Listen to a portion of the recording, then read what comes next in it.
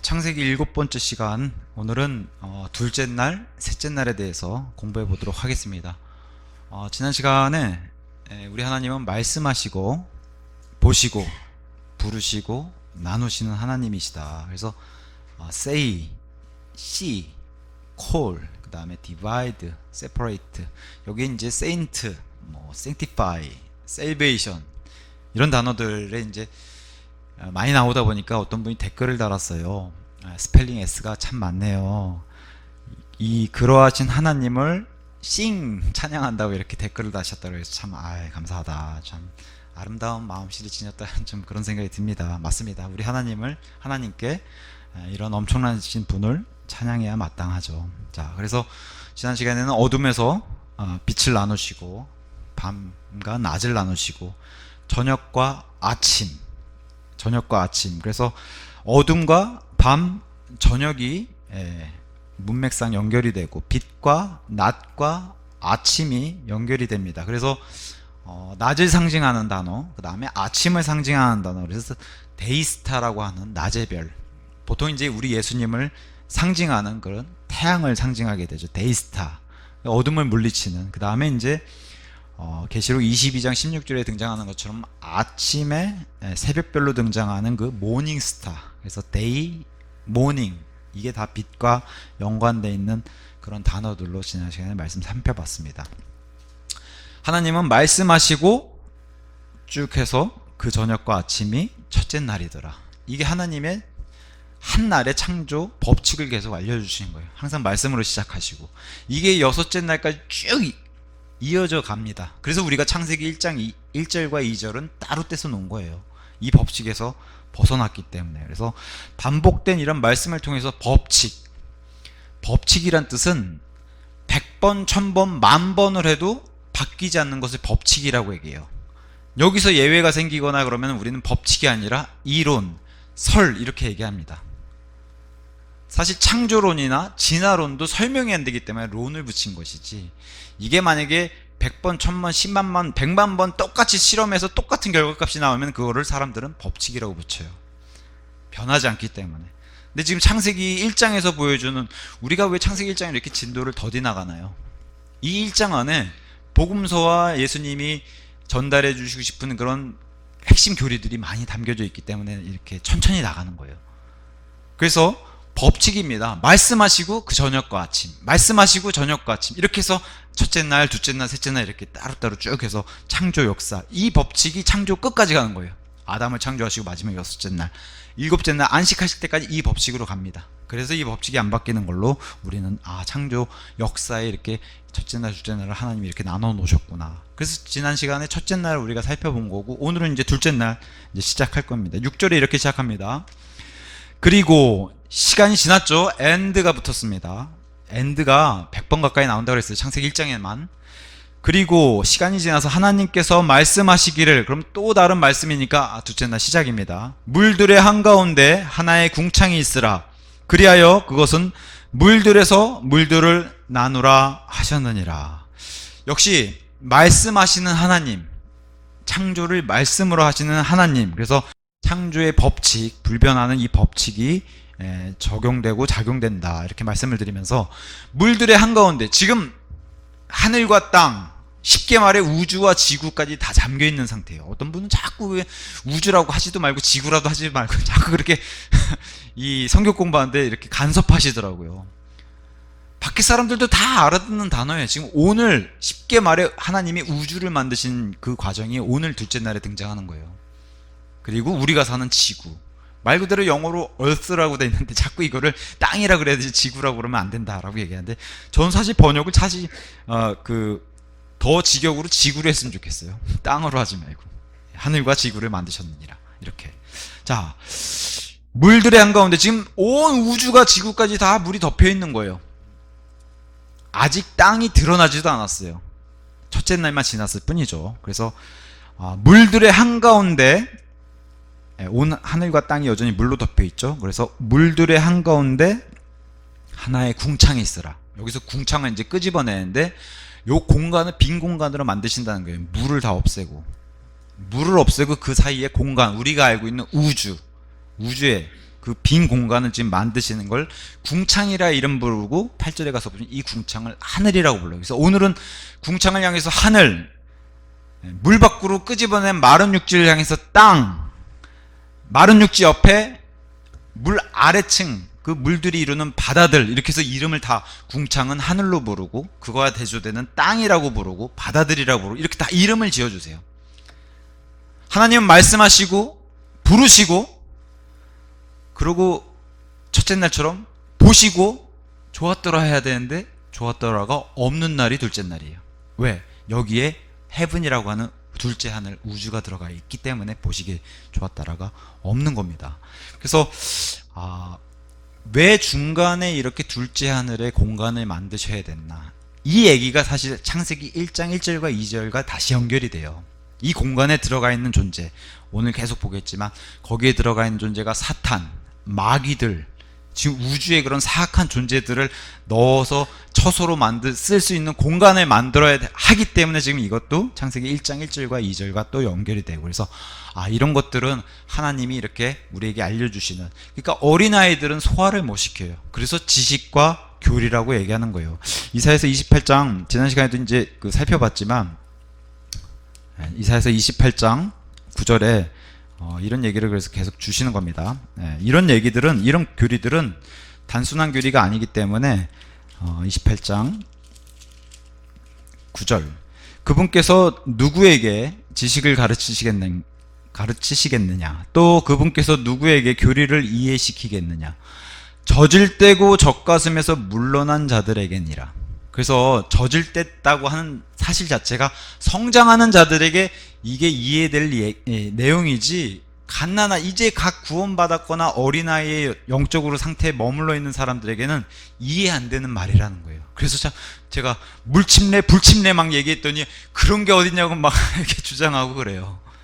이거는 성숙한 자, 그러면 성장하는 자들에게 먹이가 되는 그런 말씀이라고 얘기하는 겁니다. 그래서 히브리서 5장에 그 유명한 말씀 있잖아요. 너희가 시간으로 복원돼 마땅히 가르쳐야 될 그런 상태에서 다시 기초 원리들을 배워야 되는 그런 자가 됐다는 거예요. 히브리서 5장 12절, 시간상 너희가 마땅히 선생들이 되어야 할 때인데 하나님의 신탁, 직접 주시는 이 말씀들의 기본 원칙들을 누군가 너희에게 다시 가르칠 필요가 있기 때문이라. 그런즉 너희는 젖을 필요로 하는 자들 같이 되었으며 단단한 음식을 필요로 하는 자들 같이 되지는 아니하였느니라. 성장을 못했다는 거예요. 이는 젖을 사용하는 자마다 의의 말씀에 능숙하지 않기 때문이니까. 구원, 빛 이런 곳에서는 좋아하는데 이런 말씀들의 마귀들, 높은 처소, 영적 사악함, 간극 이런 걸 설명하면 어려워한다는 거예요. 받아들이지 못하고. 왜? 그가 악이 있기 때문이라. 베이비라는 거예요. 그러나 단단한 음식은 장성한 나이에 성인, 영적으로 이 안에 속사람이 성인이 된 자들에게 어울린다는 거예요. 그렇게 이른 자들에게 속해 있나니 곧 그들은 말씀을 사용함으로써 자신들의 감각들이 단련되도록 하여 선악을 둘 다 분별하는 자들이다. 말씀으로 영적으로 성숙한 자들은 이런 어려운 말씀도 소화시키고 이것을 통해서 영적 감각, 그러니까 아기들은 감각을, 이게 나쁜 건지 좋은 건지 이걸 분별하기 쉽지 않다는 거예요. 근데 장성한 자들은 분별할 수 있다는 거예요. 그래서 어려운 말씀이기도 해요.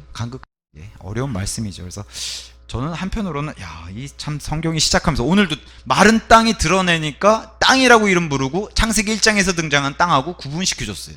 대문자로. 하늘도 똑같아요. 창세기 1장 1절에 하늘과 땅을 창조하셨느니라 했는데 오늘 등장한 하늘은 분명히 좋지 않은, 보시기 좋은 하늘이 아님을 다시 보여주세요. 대문자 헤븐으로. 우리가 둘째 하늘이라고 부르는. 그래서 이런 걸 통해서 우리가 하나님 말씀을 성장하게 되면 이런 것도 분별해서 이렇게 영적 감각을 자꾸 단련시키고 성장시켜야 된다고 성경이 얘기를 해줍니다. 다만 하나님의 좋은 지식임에도 불구하고 우리가 예수 그리스도의 열매처럼 베드로후서 1장 5절의 말씀처럼 열심을 다해서 믿음의 지식으로 건너가지 말고 믿음에 먼저 덕이 필요하고 그 다음에 지식이라는 거예요. 지식은 좋은 것임에도 불구하고 사람을 우쭐하게 만들기 때문에 자기가 많이 안다는 것만으로도, 그러니까 믿음에서 지식으로 넘어가는 게 아니라 사이에 항상 뭘 넣었어요? 하나님이 덕을 넣었어요. 시련이나 죄를 이길 수 있는 도덕적인 능력을 덕이라고 얘기해요.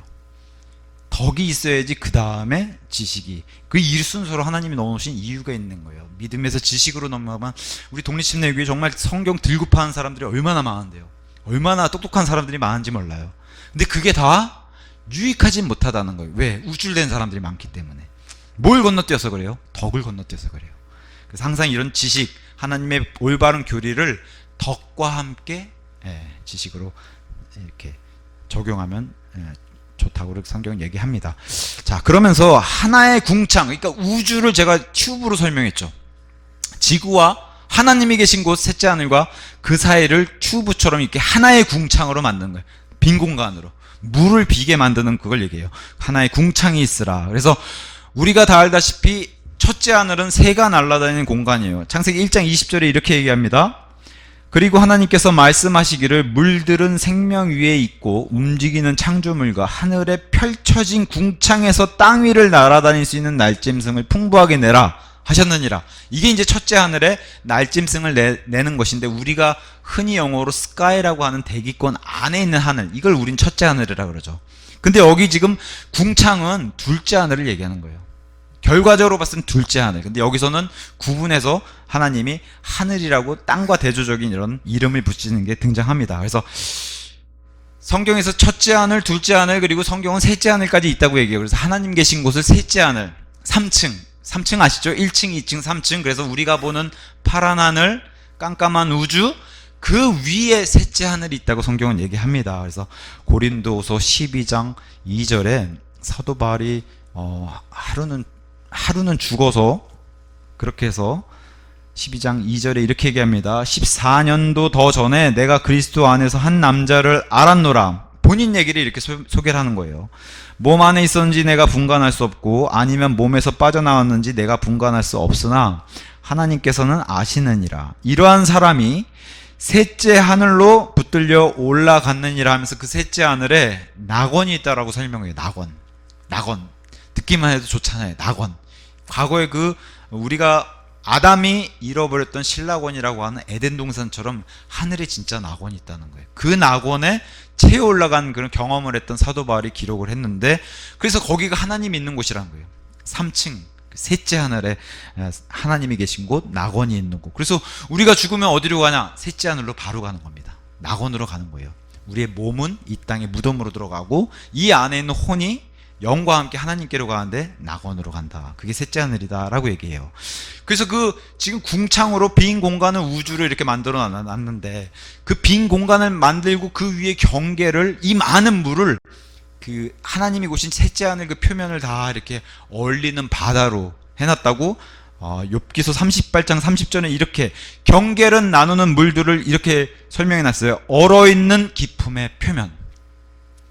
깊음이란 게 바닷속의 깊음, 그런 표현으로 여기 썼는데, 단순히 지구에 있는 바다가 아니라 우주에 있는 이 깊음, 끝도 없는 이 어둠의 깊음의 표면을 얼려놓으셨다는 거예요. 지금 이 시간에. 그래서 얼어있는 깊음의 표면, 욥기서 41장 32절에서는 이 얼어있는 표면의 색깔을 백색이라고 표현해요.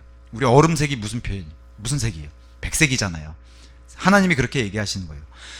이거 계시록 4장 6절에 가서 보니까 사도 요한을 하나님께서 셋째 하늘로, 하나님 존전으로 끌어올려가지고 사도 요한이 하나님 계신 왕자, 보좌 아래를 보니까 얼어있는 유리바다가 있다 그래요. 그래서 계시록 4장 6절에 수정 같은 유리바다란 표현을 해요.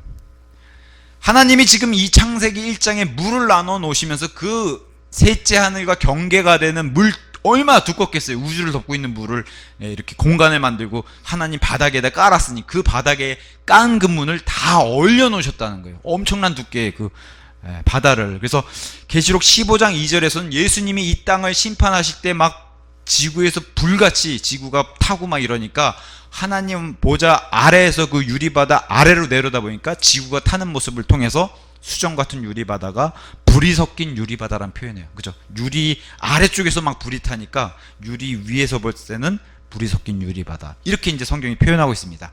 그러니까 물리적으로도 물들이 얼어있는 곳이기 때문에, 그래서 이런 얘기를 해요. 우리가 아무리 과학이 발달해도 로켓이나 우주선을 타고 그 물층을 못 뚫는다는 거예요. 물리적으로도. 뭘 열어주셔야 돼요? 셋째 하늘은 반드시 문이 있어요. 문이. 우리가 흔히 얘기하는 천국으로 들어가는 문을 여셔야지 문으로 들어갈 수 있지. 심지어 로켓이 아무리 과학이 발달해서 로켓을 타고 그 우주를 건너가서 그 도달한다 해도 그 물층을 못 뚫는다는 거예요. 물리적으로도. 그래서 이것을 성경은 그렇게 애써서 과학을 발달시켜서 이거를 뚫으려고 뭐 광년을 뚫어서 이렇게 올 생각하지 말고 올 수 있는 아주 간단한 방법이 있다는 거예요. 믿음으로 오라는 거예요.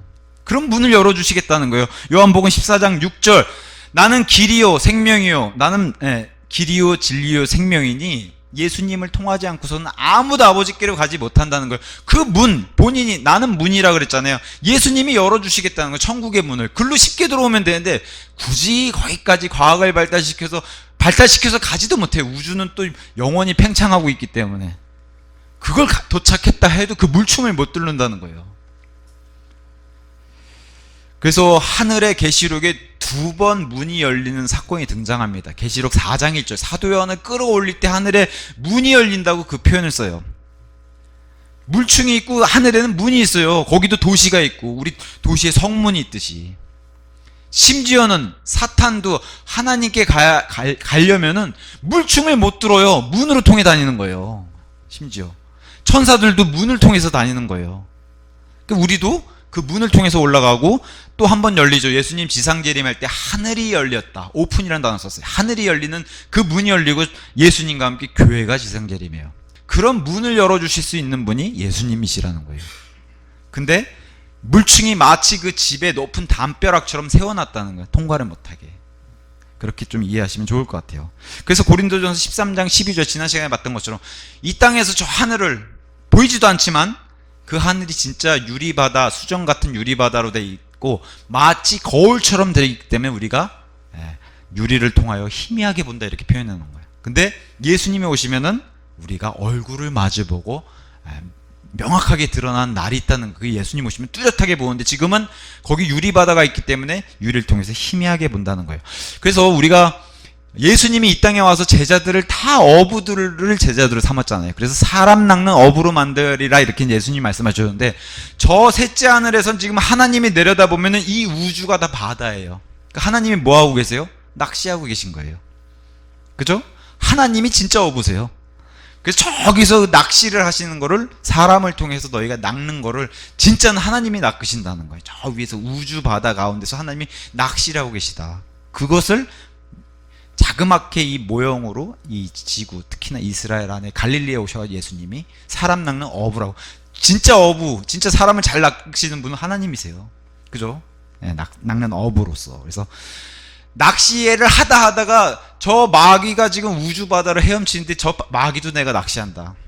그 요밭에 그러셨잖아요. 네가 리바이어단을 낚시할 수 있냐 봐라. 나는 할 수 있다. 그게 하나님 말씀이에요. 여기서 41장에 좀 이따 다시 보겠지만. 그래서 하나님 시선에서는 내려다보면 그게 다 기품, 이게 다 우주를 원래 다 물로 채우고 있는 거를 하나님 빈 공간을 우주를 만드시고 자기 발 밑에 이 우주가 이렇게 공이라고 생각해보세요. 이 공을 다 올리신 거예요. 이 표면을 그 물층으로. 그리고 중간은 비게 하시고 지금 지구를 덮고 있는 물이 이제 물 아래 물이 생긴 거예요.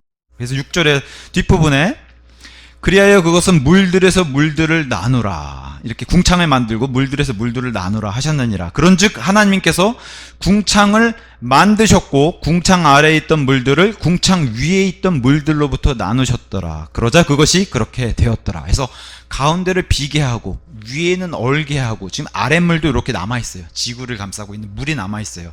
그래서 물들에서 물들을 나누고 가운데만 비게 한 거예요. 그것을 궁창이라고 부르시고 만들었다고 얘기했어요. 창조라고 안 하죠.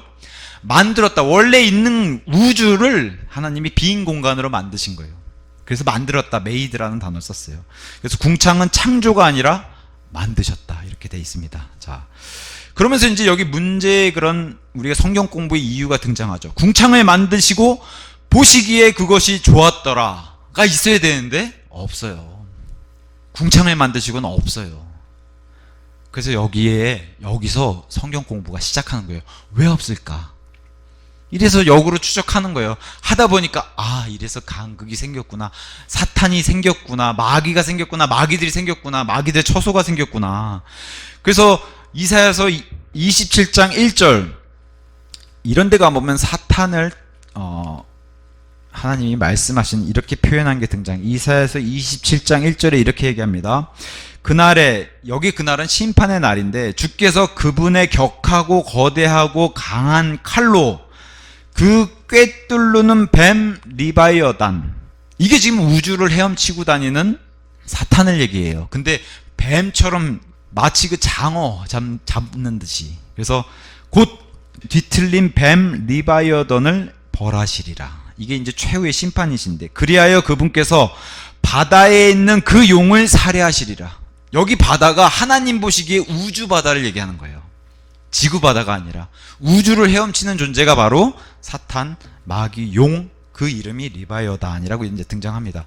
그래서 욥기서 41장 1절, 욥에게 이렇게 하나님이 질문하십니다. 너는 낚시 바늘로 리바이어던을 끌어낼 수 있겠느냐? 하나님은 가능하시다는 거예요. 그죠? 하나님 보좌에서 낚시를 해가지고 엄청나게 크게 지금 우주를 헤엄쳐 다니는 용, 리바이어던을 하나님은 낚시할 수 있는데 욥은 못하잖아요. 그게 하나님과 비교하는 겁니다. 아니면 너가 늘어뜨리는 끈으로 그의 혀를 끌어낼 수 있겠느냐? 하나님은 하실 수 있다는 거예요.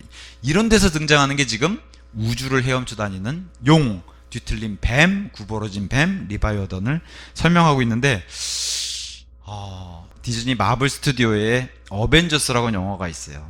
들어보셨을 거고 아마 젊은 사람들은 대부분 다 아실 거예요. 화면 넘겨주시면은 이 장면이 지금 첫째 하늘에서 구멍이 뚫려가지고 우주랑 지구랑 바로 연결되는 장면인데, 우주에서 이상한 존재들이 막 쏟아지는 거예요. 제가 왜 이 장면을 보여드리냐, 영화가 해 아래 새 것은 없다고 이 성경의 내용을 바탕으로 만들었기 때문에 그래요. 그래서 우주에서 이상한 존재들이 지구로 막 쏟아져요. 구멍이 났죠. 하늘에 구멍이 났는데 우주에서 막 쏟아지는데 엄청나게 큰 뭐가 막 쏟아진단 말이에요. 이렇게 생긴 이상한 존재들이. 건물도 때려 부시고.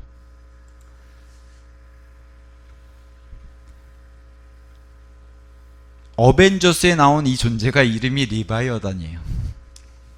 우주에 헤엄치다가 지금 하늘에 구멍이 뚫려서 첫째 하늘로 해서 지구로, 뉴욕까지 내려온 존재, 이 이름을 디즈니 마블에서 리바이어단이라고 이렇게 지어놨습니다. 제가 이해하기 쉽도록 이렇게 설명해 드린 거예요. 우주에 이런 진짜 존재가 있다는 거예요.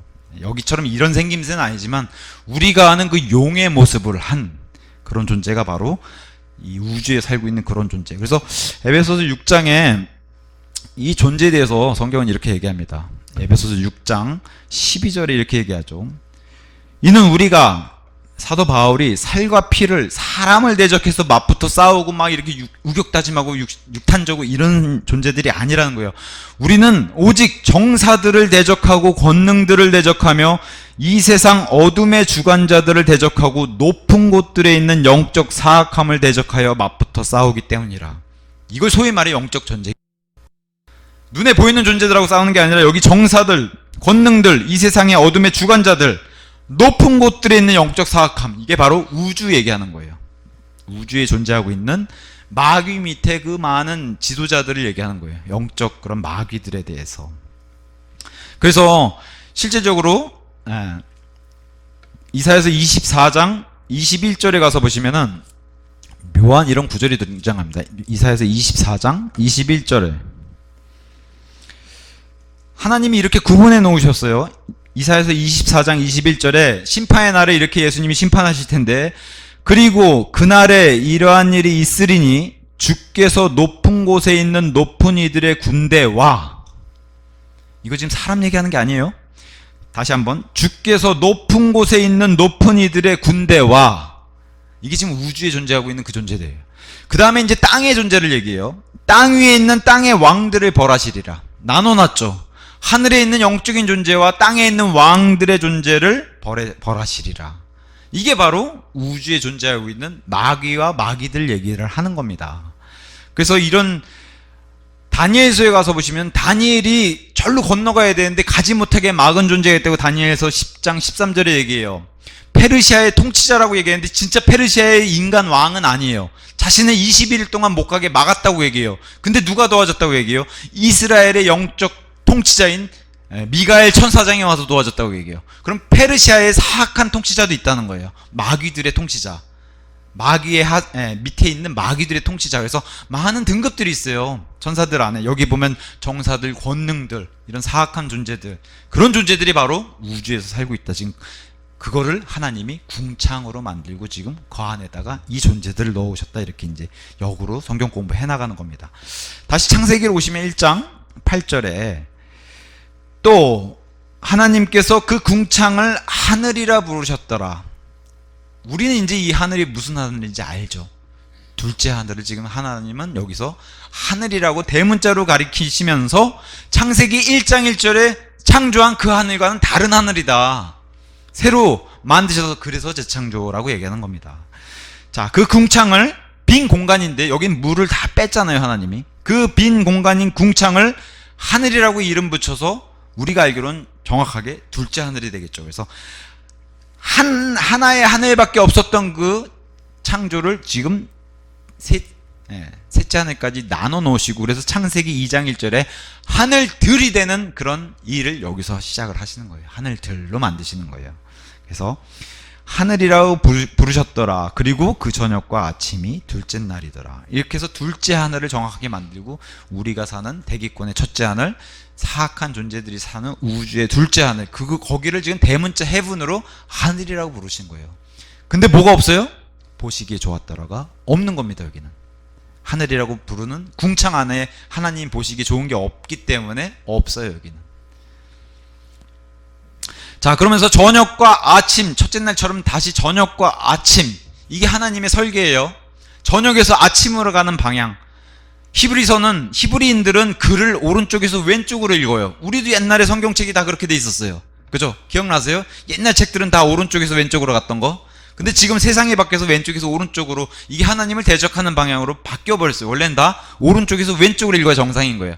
하나님의 설계 방식이 그렇게 돼 있거든요. 저녁에서 아침도 해가 어디서 떠요? 동쪽에서 뜨죠. 동에서 서.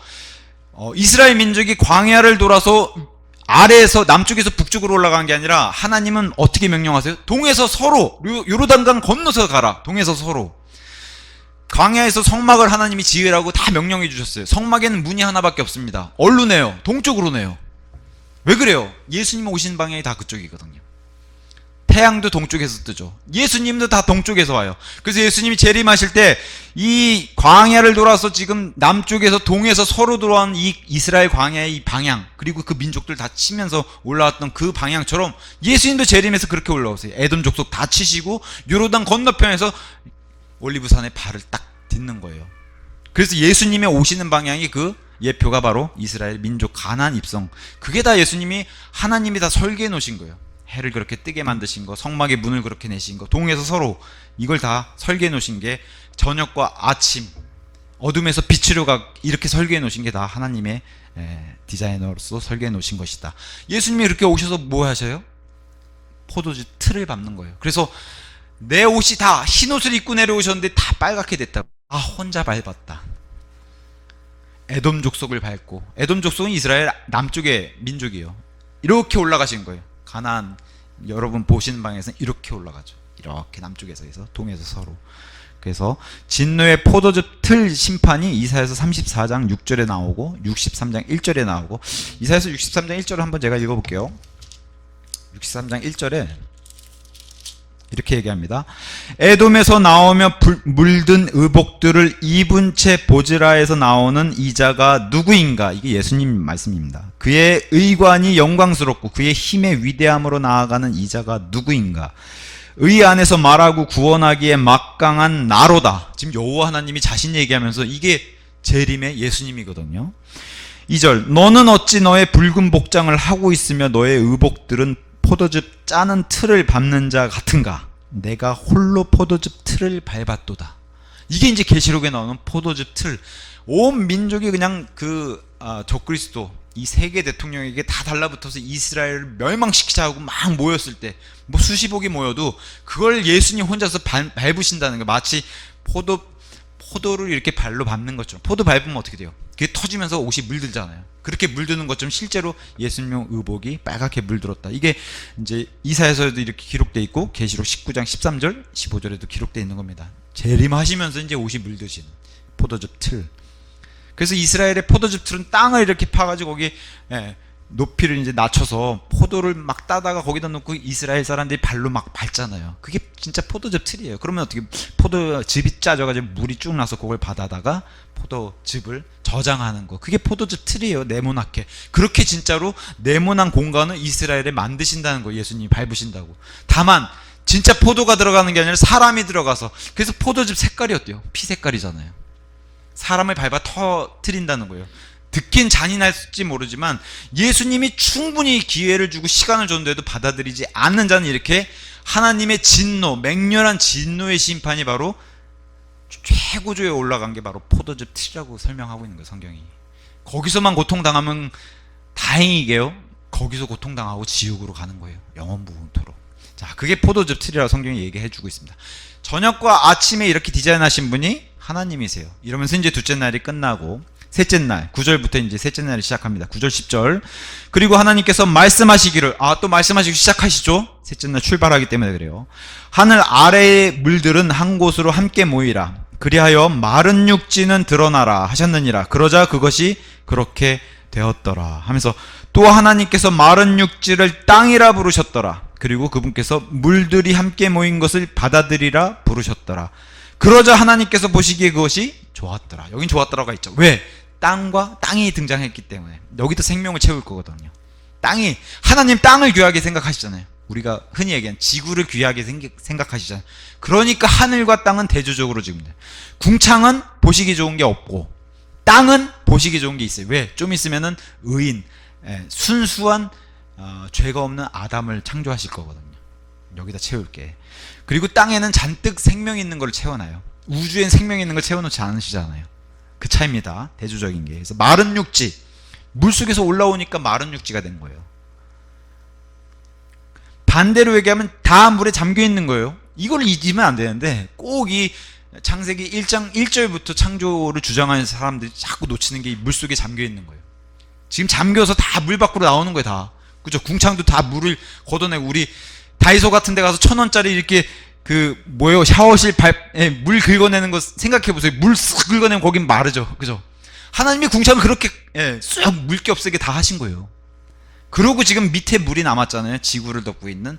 거기서 이제 땅이 올라오는 거예요. 물 밖으로. 우리가 지금 밟고 있는 땅이 올라오는 겁니다. 그래서 마른 육지, 이거를 대문자 얼스로 해가지고 땅, 지구라고 부른 거예요. 그러니까 하늘과 대조적이죠. 하늘엔 보시기 좋은 게 없는데 지금 땅에는 보시기 좋은 거예요. 지금 1장 1절에 소문자 헤븐과 얼스가 등장하는 1장 1절과 또 구분되죠. 그때 땅이 아니라 이거는 마른 육지, 물 밖으로 다시, 물에 잠겼다가 다시 나오는 땅이야. 이거를 동일한 땅이라고 주장해도 안 되는 거고, 그렇게 공부했어도 안 되는 거예요. 그래서 우리가 나눈 겁니다. 창세기 1장 1절과. 여기 재밌는 게 이제 TH 발음, 우리가 보통 하나님의 스펠링이라고 부르면 보통 번데기 발음 이런 거 학교 다닐 때 배우셨을 거예요. 번데기 발음. 얼뜨 이렇게 되잖아요. 치가늠이라고 해서 치아 사이에 혀를 넣고 발음하는 뜨 발음. 이 TH 발음을 들여다보면은 하나님이 TH 발음 통해서도 나를 알아보라고 남겨놓으신, 보존해놓은 단어들이 되게 많아요. 하나님과 연관된 믿음, faith, 그죠? 진리, truth, 그죠? 사람의 탄생, birth, 죽음, death, 그죠? earth. 하나님이 귀하게 여기고 중요하다고 생각한 단어들은 다 이렇게. 심지어 이 킹제임스 성경은 우리 보통 학교 다닐 때 3인칭 단수 주어라든가 아니면 고유명사가 등장하면 동사의 변형이 일어나죠. 동사 현재형에. 예를 들면 he, have가 아니라 he, has 이렇게 되잖아요. 그죠? 기억나시죠?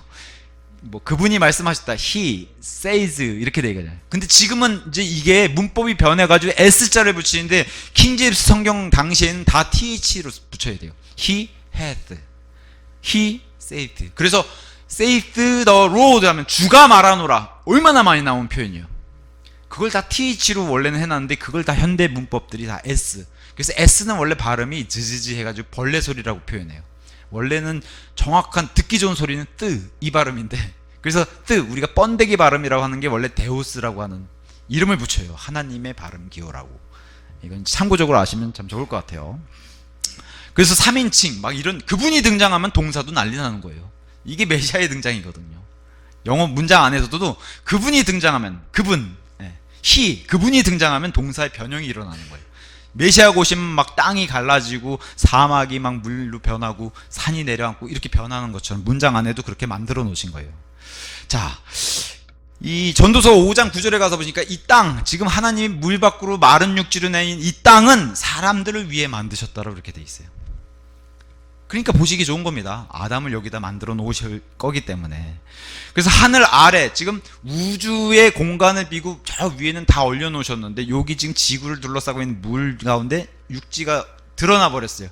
나머지 또 모여가지고 우리가 보는 오대양, 그것을 성경은 바다들, 여기도 대문자 C즈라고 돼 있죠. 그래서 바다들이라고 부른 거예요. 그래서 오늘 등장한 궁창의 하늘, 마른 육지의 땅, 바다들, 이걸 다 대문자로 해서 이름을 붙이신 거예요. 하늘, 땅, 바다들 이렇게 부르시는 거예요. 근데 하늘은 보시기 좋은 게 없는데 땅과 바다들은 보시기 좋은 게 많은 거예요. 그래서 보시기 좋았다라가 있는 겁니다. 그래서 10절에 하나님께서 보시기에 그것이 좋았더라. 구분이 되죠. 우주를 보시기 좋은 게 없으셨는데 여긴 보시기 좋은 겁니다. 그러면서 이제 11절 12절 그리고 하나님께서 말씀하시기를 이제 땅을 채워놓는 작업을 시작하시는 거예요. 땅은 풀과 씨를 맺는 야채와 속에 씨가 있어 그의 종류대로 열매를 맺는 과일나무를 땅 위에 내라 하셨느니라.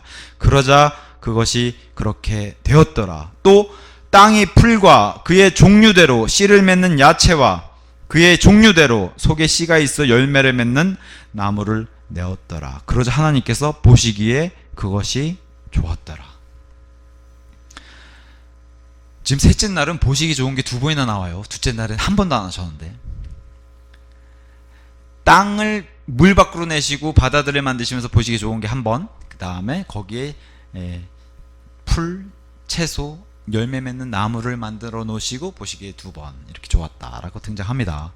자, 여기 등장한 게 이제 풀, 씨를 맺는 채소, 야채, 채소, 열매를 맺는 나무 3가지가 등장해요. 풀, 야채, 열매를 맺는 나무, 열매, 풀, 채소, 열매 이렇게 3가지가 등장하는데 영적으로도 똑같아요. 이게 성장 과정이거든요. 풀, 야채, 열매. 자, 사람을 풀에 비유한 말씀이 굉장히 많이 등장합니다. 그래서 이사야서 40장 6절에서 8절에 그 음성이 말씀하시기를 부르짖으라 하셨도다. 그러자 그가 말씀드리기를 제가 무엇을 부르짖어야 하리까 하였더라.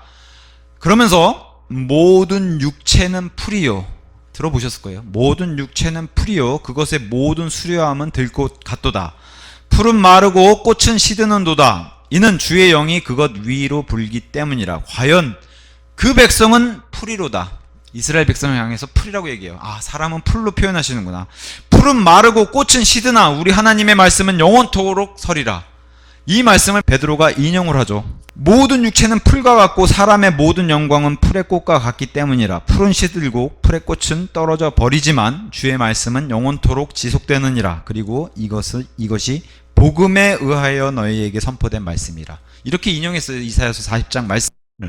우리 예수님도 마태복음 6장에 와서 이 얘기를 하시죠. 솔로몬의 영광 얘기하시고 들풀, 그죠? 백합 이 얘기를 하셨을 때 예수님도 인용을 해서 말씀하셨는데, 아, 풀은 사람에게 비유하고 구원받지 못한 사람도 모두 다 포함해서 육신적으로 탄생하는 본선적인 사람을 성경은 풀이라고 얘기하는구나. 성경은 사람을 3가지로 나눕니다. 일단 2가지로 육신적인 사람, 영적인 사람. 본성적인 사람, 영적인 사람. 하나는 구원받은 사람, 구원받지 못한 사람. 이렇게 표현해요.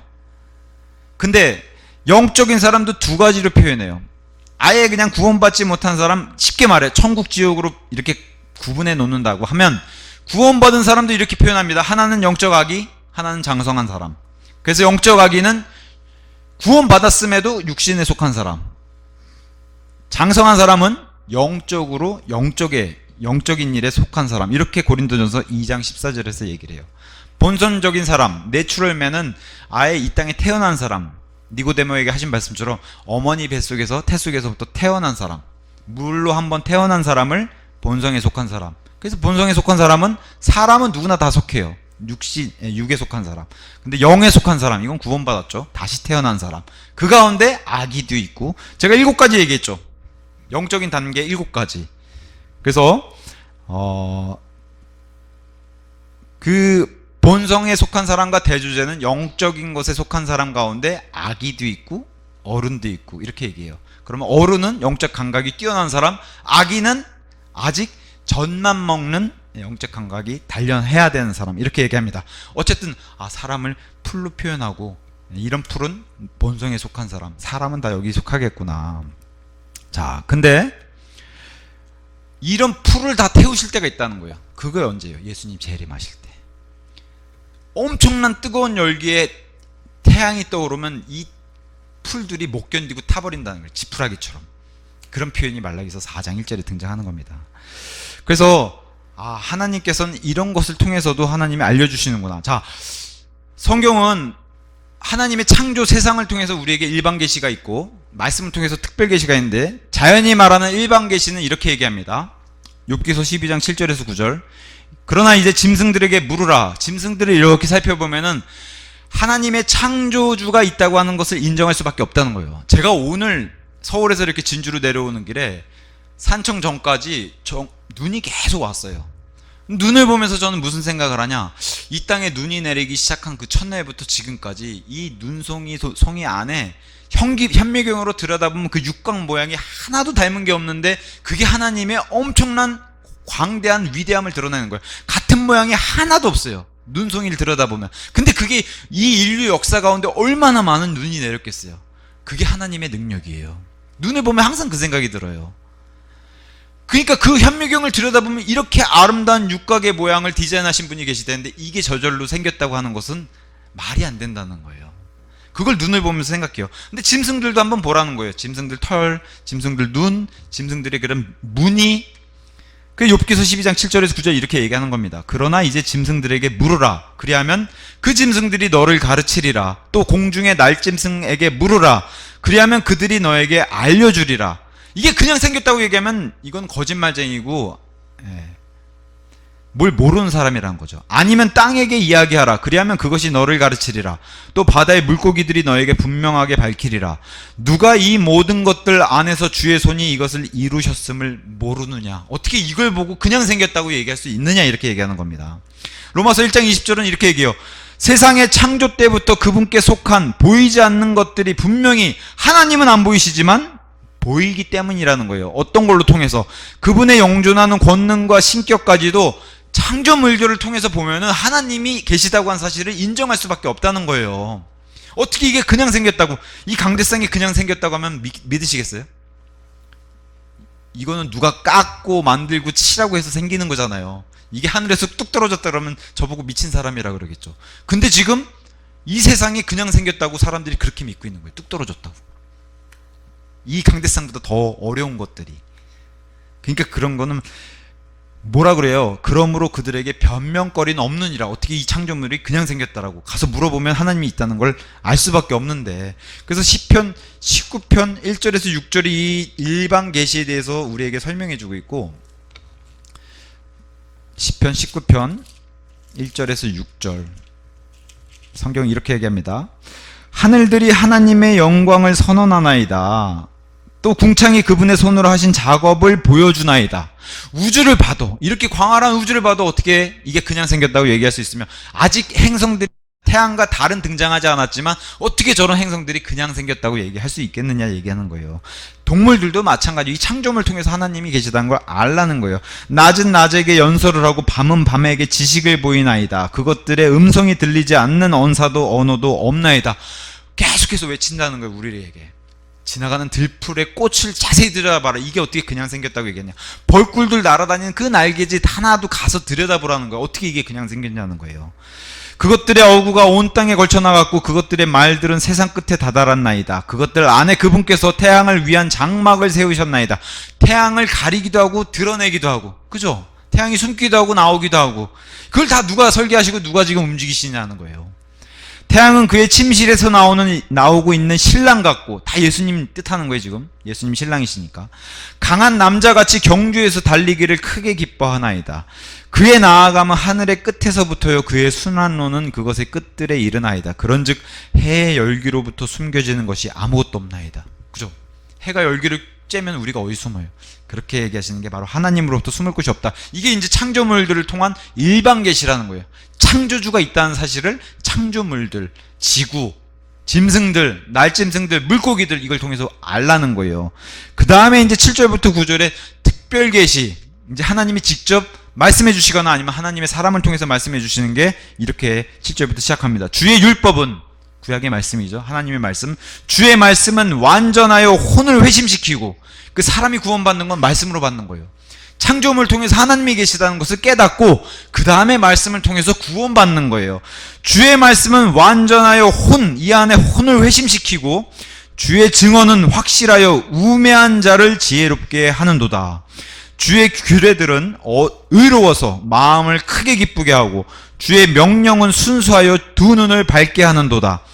주를 두려워하는 것은 정결하여 영원토록 지속되고, 주의 공의로운 법규들은 진실하며 전적으로 의롭나이다. 이게 특별 계시예요. 하나님이 직접 귀에다 들려주시거나, 그게 구약의 방식이고, 우리 신약시대의 방식은 이렇게 기록된 말씀을 우리에게 들려주시는 거예요. 이 말씀을 통해서 우리가 다시 태어나고 새로 태어나고 새 창조가 되는 그게 이 말씀을 통해서. 그래서 이 말씀에 힘이 있다고 얘기하는 거예요. 하나님 말씀 힘이 있다. 이게 이제 특별 계시라고 얘기하는 겁니다. 육신적인 사람 풀로 설명했는데 하나님이 이건 다 타서 없어질 거라는 거예요. 어디로 가요? 지옥으로 가요. 근데 영적으로 구원받아서 이렇게 다시 태어난 영적인 자는 아까 제가 둘로 얘기했다 그랬죠. 창세기 1장에 이 둘을 나눈 것 중에 하나가 야채고 하나가 열매예요. 어느 쪽이 큰 걸까요? 지금 풀은 본성에 속한 그냥 이 땅의 엄마 뱃속에서 태어난 사람은 다 풀로 비유했고 타서 없어지잖아요. 그 다음에 이제 하나님이 채워놓으신 씨를 맺는 야채와 씨를 맺는 열매를 맺는 나무를 이렇게 두 가지 형성했었는데, 그 두 가지 중에 하나가 채소잖아요. 그 다음에 열매가 향상된 거예요. 채소는 그럼 뭘 가리키겠어요? 영적인 아기. 창세기 1장에서 드러내는 말씀이 그거예요. 영적인 아기, 영적인 자.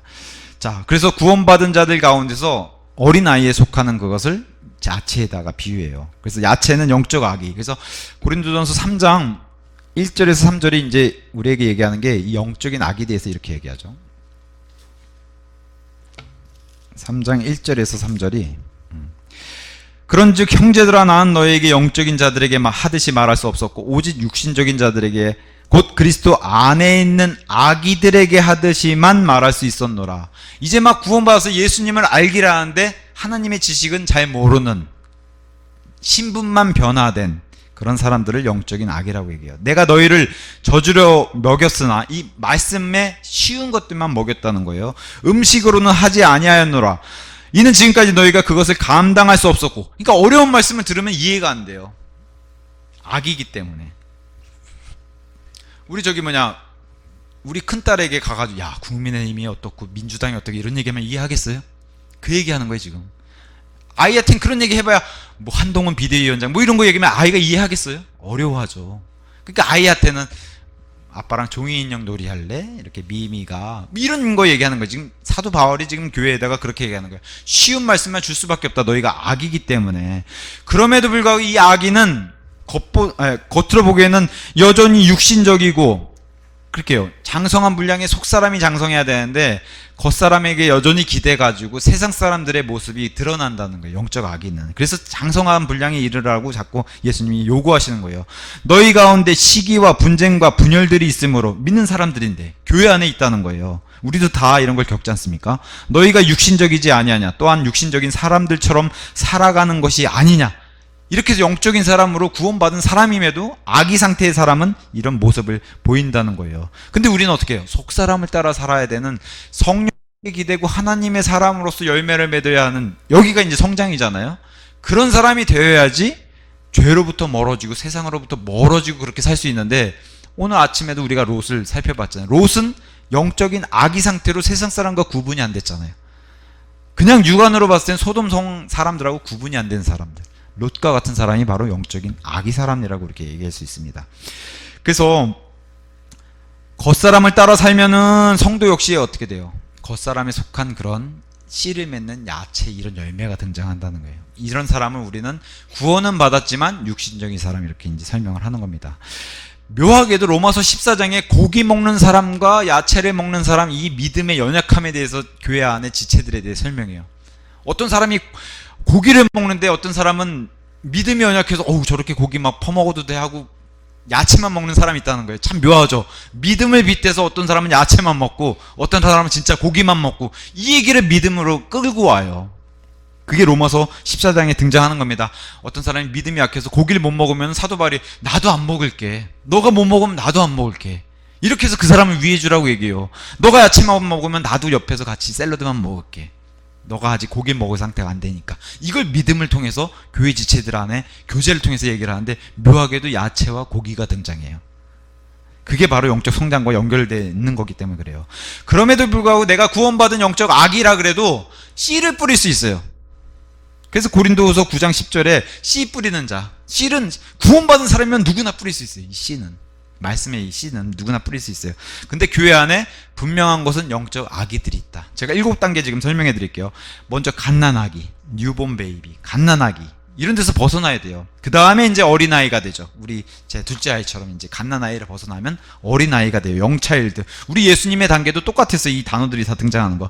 그 다음에 그냥 아이, 차일드 등장하고, 그 다음에 이제 청년, 영맨이 등장하고, 그 다음에 그냥 맨, 어른 남자로 등장하고, 그 다음에 파더, 아버지, 그 다음에 장로인 엘더, 이렇게 해서 7가지의 영적인 단계가 등장하는데, 영적으로도 똑같다는 거예요. 사람의 이런 7단계처럼 영적인 단계도 똑같은데, 지금 초기 단계인 갓난아기와 어린아이에서 다 머물고 있다는 거예요. 이게 문제라고 이제 얘기를 하는, 이걸 야채에 이제 비유해서 하나님이 설명했고, 그 다음에 이제 그러니까 하나의 몸에, 예수 그리스도라고 하는 하나의 몸에 여러 지체들이 있는 교회의 지체들 설명하면서 이런 아기들도 필요하다. 모두가 다 성장하고 모두가 다 어른은 아니다. 어른도 있고 아이도 있고 서로 끌어주고 밀어주고, 그게 몸의 여러 지체들. 나는 발이니 손이 아니고 막 서로 불평하 이렇게 싸울 수 없다는 거예요. 다 예수님 몸 안에 속한 연약한 사람도 있고 장성한 사람도 있고, 이게 교회라는 거예요. 우주적인 교회. 자, 그 다음에 이제 마지막 등장하는 게 열매예요. 열매. 이게 이제 더 성숙한 단계겠죠. 그래서 우리가 잘 알다시피 좀 전에 그 야채를 맺는, 아니면 본성적인 사람에 속한 사람은 육신의 열매를 맺는 사람인데, 우리는 갈라디아서 5장의 말씀처럼 성령의 열매를 맺는 사람이어야 된다라고 얘기를 하는 건데, 많이 들어보셨죠? 성령의 열매. 성령의 열매는 갈라디아서 5장에 9가지로 등장하는데, 저는 이거는 있고 이거는 없는데 이렇게 얘기할 수가 없어요. 여긴 단수예요. 성령의 열매들이 아니라 열매, 이건 다 맺어야 되는 거예요. 사랑과 기쁨과 화평과 오래 참음과 온화함과 선함과 믿음과 온유와 절제, 여기다가 에베소서에서는 의와 진리까지 다 맺어야 되는 거예요. 성령의 열매는 하나가 아니라, 저는 이거는 맺고 사랑은 맺은 것 같은데 화평은 못 맺은 것 같고, 이럴 수 없다는 거예요. 내 안에 성령님이 있다면 이걸 다 맺어야 되는 거라고 얘기를 하는 거예요. 이게 성령의 열매예요. 그러니까 얼마나 장성한 성인이 수준이에요. 이게 아까 아기 수준에 비하면. 이게 바로 씨 맺는 열매의 단계를, 창세기 얘기하는 그 열매의 단계가 바로 영적으로는 여기 성령의 열매의 단계. 그 다음에 제가 베드로후서 1장 5절에서 8절에 말씀드렸던 것처럼 그리스도의 열매라는 게 있어요. 읽어드릴게요. 1장 5절. 그런즉, 베드로후서 1장 5절. 그런즉 이뿐만 아니라 열심을 다하여 너희의 믿음의 덕을, 아까 제가 말씀드린 믿음으로 출발해서 거기에 덕을 더하고, 이 죄를 이겨낼 수 있는 도덕적인 능력, 그 다음에 덕에 지식을 더하고, 하나님의 올바른 지식, 지식에 절제를 더하고, 절제에 인내를 더하고, 인내에 경건을 더하고, 경건에 형제다운 친절을 더하고, 형제다운 친절에 성도의 사랑을 더하라. 만일 이런 것들이 너희 안에 있어 넘치면 그것들은 너희로 하여금 우리 주 예수 그리스도의 지식 안에서 너희가 생산을 못하는 자나 열매 없는 자가 되지 않도록 할 것이기 때문이라 해서, 이게 바로 그리스도의 열매라. 성령의 열매와 그리스도의 열매. 이게 바로 씨를 맺는 하나님이 원하신 열매, 그 문자 그대로 열매예요. 야채보다는 이런 열매를 원하신다는 거예요. 그래서 오늘 풀, 야채, 열매 얘기했어요. 실제로 땅에다 채우는 그 풀, 야채, 열매 얘기했는데 이걸 영적으로 와서 보시면 이 땅에 태어난 백성, 그 다음에 구원받은 영적인 아기를 야채라고 표현했고 그 다음에 열매를 많이 맺는 이것을 열매 맺는 자. 그래서 정성은 분량으로 이렇게 영적으로 봤어요. 그러면서 13절에 그리고 그 저녁과 아침이 셋째 날이더라. 그래서 창세기에서 지금 물리적인 창조를 통해서 영적인 교리를 같이 살펴보는 거예요. 창세기에 왜 이렇게 진도가 더디 나가냐? 이 안에 하나님이 이런 것들을 다 넣어 놓으셨기 때문에 그래요. 창세기 1장은 그래서 막 빨리 진도 나갈 수가 없는 게 중요한 교리들을 다 이 안에 넣어 놓으셨기 때문에, 특히 창조 6일 창조 안에 이렇게 많이 넣어 놓으셨기 때문에 천천히 가는 겁니다. 그래서 오늘은 둘째 날 셋째 날 대표적인 게 궁창을 하늘이라 부르고 대문자 하늘, 1장 1절과 다른 땅을, 마른 육지를 끄집어내고서 땅, 그 다음에 바다들을 모아서 바다들이라고 하는 대문자로 다 구분시켜줘서 이름을 지어주시고, 분명한 건 창세기 1장 1절에 하늘과 땅과 다른 땅 하늘이에요. 다시 등장한. 그 다음에 여기 덮여있는 물들을 다시 활용해서 지구를 일부 덮는 그 물들과 얼음의 수정 같은 유리바다, 얼음으로 만들어 놓으신 이런 것들을 다 기존에 있는 것들로 사용해서 만드신 거예요. 그래서 오늘 궁창, 하늘, 땅, 바다들 해서 요거를 둘째 날과 셋째 날 창조를 살펴보았습니다. 오늘은 여기까지 하고 마치겠습니다.